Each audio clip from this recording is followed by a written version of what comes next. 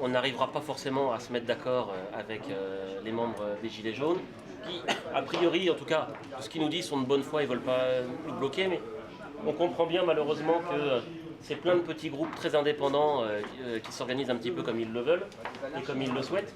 Nous, l'important, c'est de communiquer notre perte de chiffre d'affaires.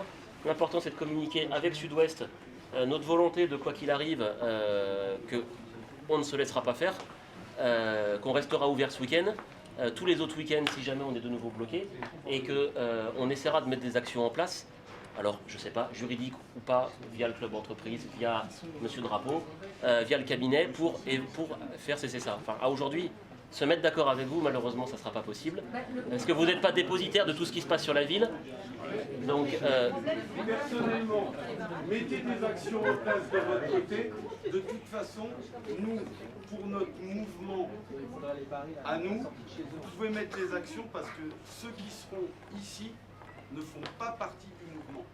Pour moi, personnellement, vous pouvez faire des actions. Nous, on ne sera pas dans la zone. S'il vous plaît, sur la zone, nous avons rejoint le commissaire visionnaire de La Rochelle, qui vient à notre réunion pour vous écouter aussi, entendre vos doléances, et puis regarder comment on va pouvoir effectivement obliger les choses et les rassurer, pour qu'on puisse fonctionner ce week-end, quoi, hein, qu'on puisse arrêter de continuer la spirale infernale. Là. Oui. Moi j'ai juste une question parce que là on expose les faits de ce qui s'est passé très bien, mais concrètement, vous allez appeler le préfet demain matin ou demain matin. Et donc il se passe quoi? Concrètement, on agit quand même. Concrètement, on commence à faire voir que nous sommes en difficulté, qu'on est rassemblés, qu'on est regroupés, qu'on fasse des messages, qu'on espère être entendus. Parce que si vous n'avez pas été là ce soir et personne ne serait venu, quel poids on aurait pour dire quelque chose? Là, vous avez l'écoute. Ah, mais c'est important. Mais il va se passer quoi? Après, j'attends les réponses. On attend les réponses avec Nicolas. Vous aussi, vous attendez les réponses. Les personnes qui sont là, monsieur le maire s'est déplacé, monsieur le commissaire visionnaire s'est déplacé, la presse s'est déplacée. Bon, ça veut dire quand même qu'on nous entend, qu'on nous écoute. Il aurait pu y avoir personne ce soir.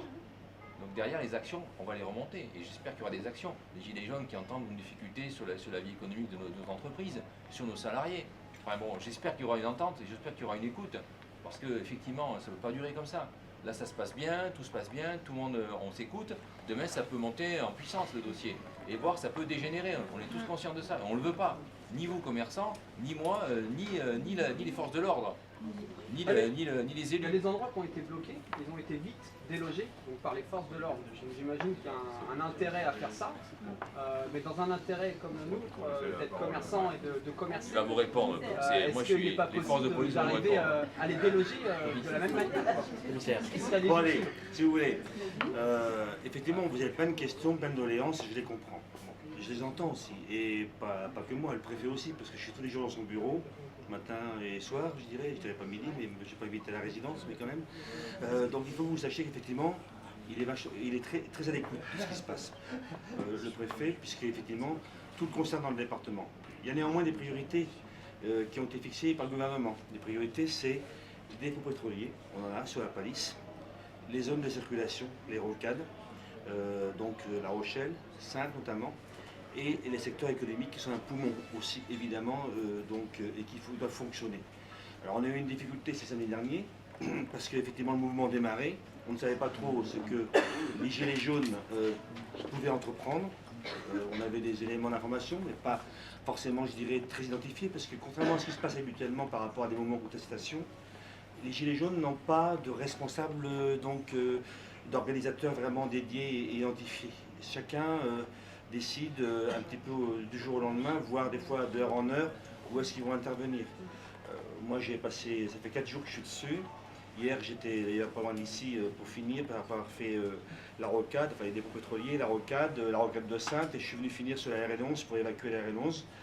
Avec des individus qui effectivement ne savent pas trop ce qu'ils vont faire. Alors il y a apparemment des représentants des Gilets jaunes, je suis content de les voir présents ici, je serais content aussi d'entendre un petit peu leurs doléances et puis aussi savoir un petit peu ce qu'ils envisagent, parce que le problème pour nous, force de l'ordre, c'est qu'on n'a pas, je dirais, de personnes qui puissent véritablement décider. Il n'y a pas de décideur.